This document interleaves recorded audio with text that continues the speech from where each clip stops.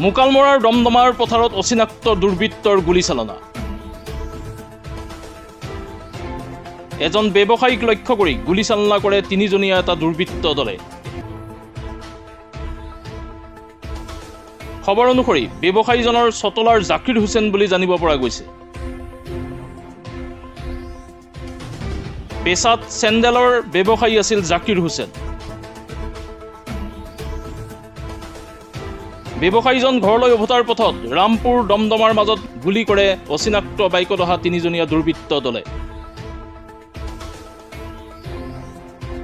ঘটনা সংঘটিত কৰিয়েই পলায়ন কৰে দুৰ্বৃত্তকেইটা। বৰ্তমান জাকিৰ হুছেইনক মোকালমৰা মহকুমাৰ অসামৰিক চিকিৎসালয়লৈ প্ৰেৰণ কৰিছে আৰক্ষীয়ে। পুনৰবাৰ জনাইছো, মোকালমৰাৰ দমদমাৰ পথাৰত অচিনাক্ত দুৰ্বৃত্তৰ গুলীচালনা। এজন ব্যৱসায়ীক লক্ষ্য কৰি গুলীচালনা কৰে তিনিজনীয়া এটা দুৰ্বৃত্ত দলে। খবৰ অনুসৰি ব্যৱসায়ীজন চতলাৰ জাকিৰ হুছেইন বুলি জানিব পৰা গৈছে। পেছাত চেণ্ডেল ব্যৱসায়ী আছিল জাকিৰ হুছেইন।